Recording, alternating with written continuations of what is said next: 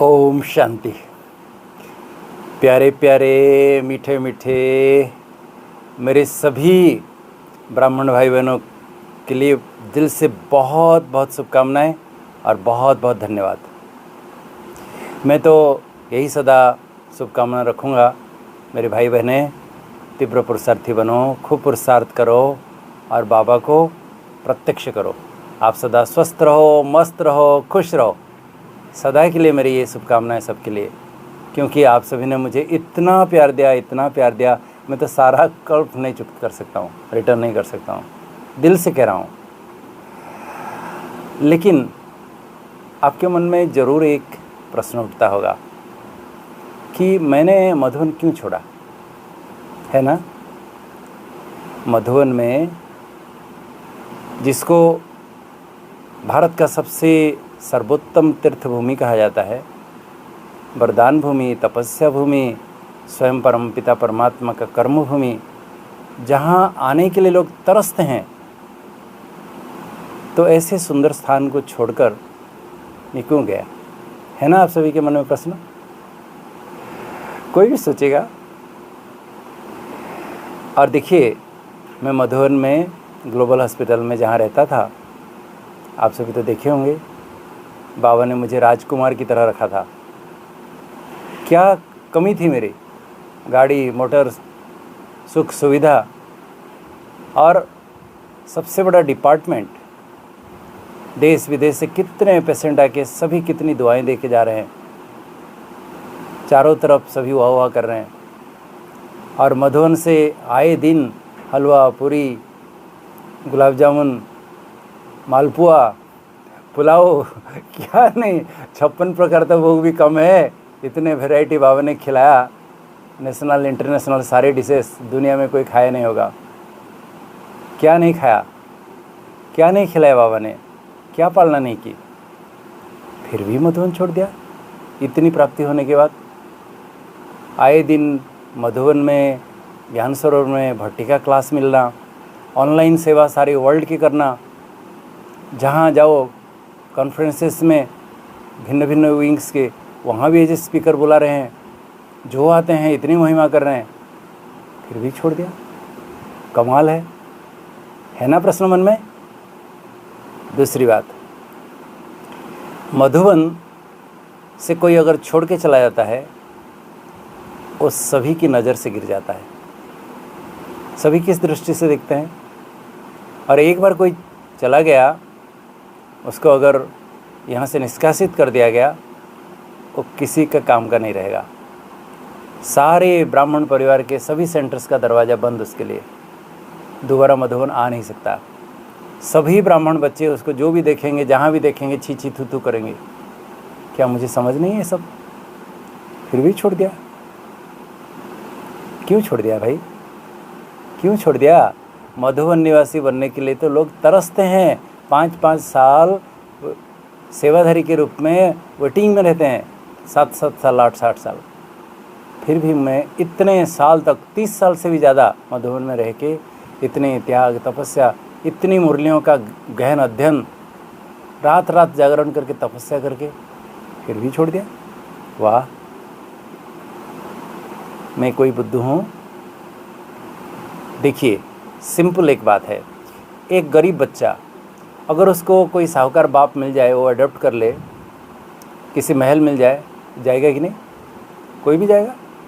लेकिन मान लीजिए कोई महल में रहता है और कहीं उसको झोपड़पट्टी में जाने के लिए कहा जाएगा, जाएगा वो, जाएगा नहीं, जाएगा ना।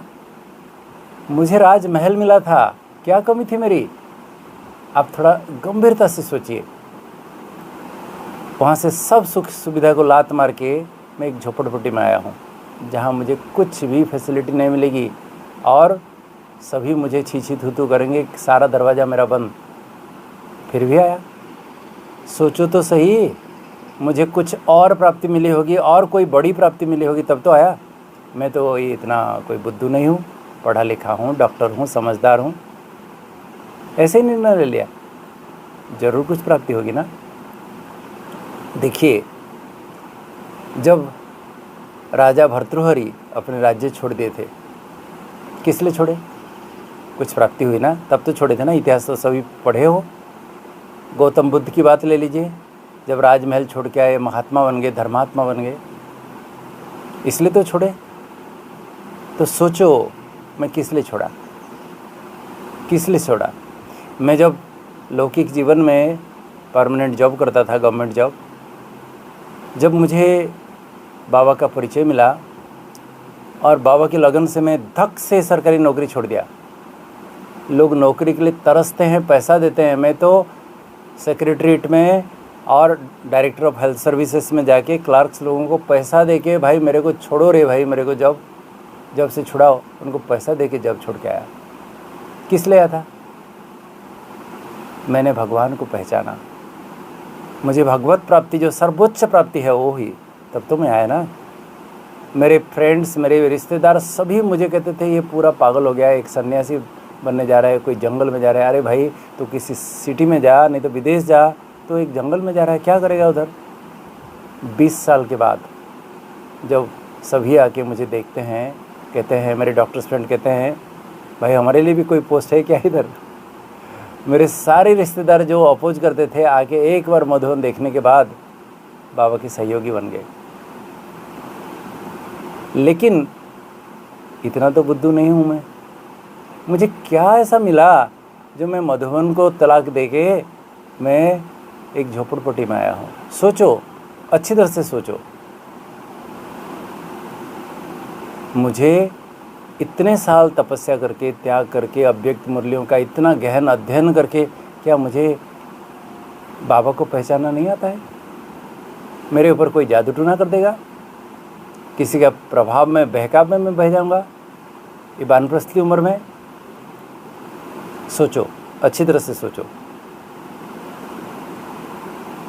मैं बाबा की खुशबू को नहीं पहचान सकता हूँ, बाबा को नहीं पहचान सकता हूँ, तो दिख जाए मेरा जीवन, फिर मैं क्या किया इतने साल तक। तो मेरे भाई और बहनों, मैं आपको नम्र निवेदन करता हूँ, मैं जहाँ रहता हूँ, मैं जो कह रहा हूँ दिल में हाथ रख के कह रहा हूँ, जो सच है सच है, मैं कोई झूठ नहीं बोल रहा हूँ। लेकिन अगर मैं, मान लीजिए ठीक नहीं है, मेरी बुद्धि भ्रष्ट हो गई, मैं साइकिक बन गया, कि जो भी आप कुछ भी सोचते हो मेरे लिए, कोई बात नहीं। आप तो मेरे प्रिय भाई बहनें हो, भगवान आपको भी तो दिव्य बुद्धि का वरदान दिए हैं, आपके अंदर भी तो परखने की शक्ति, निर्णय शक्ति है। एक बार आ जाओ, देख लो, परख लो, जादू टूना है, मिमिक्री है, क्या है, देख लो एक बार। आपको महसूस हो जाएगा कि श्रीमंत ने कोई गलत डिसीजन लिया कि नहीं लिया, क्यों लिया, आपको अच्छी तरह से समझ में आ जाएगा। हाँ, मेरी बात एक सुनना, याद रखना, क्योंकि जैसे मेरे लौकिक फ्रेंड्स लोग 20 साल के बाद आए और आने के बाद इतने पश्चाताप किए, भाई हमको पहले क्यों नहीं बताया। लेकिन मैं तो 20 साल नहीं कहूँगा, आप 1-2 साल का समय दीजिएगा। जब आओगे ना 2 साल के बाद, फिर मुझे नहीं कहना, मुझे नहीं कहना, उस समय उधाना नहीं देना। जो करना है अभी करो, आ जाओ ना सभी, देख लो मैं जो कह रहा हूँ राइट है कि रॉन्ग है, परखने की शक्ति आपको भी तो है। फिर कहना कि मैं मधुबन क्यों छोड़ा, आप बताना, आप खुद कहना। मेरे भाई और बहनों, अब नहीं तो कब नहीं, पहचानो भगवान के अंतिम कार्य को। भगवान कैसे आकर अभी समेटने का कार्य कर रहे हैं, कैसे एकदम, अभी देखना क्या होगा थोड़े दिन में।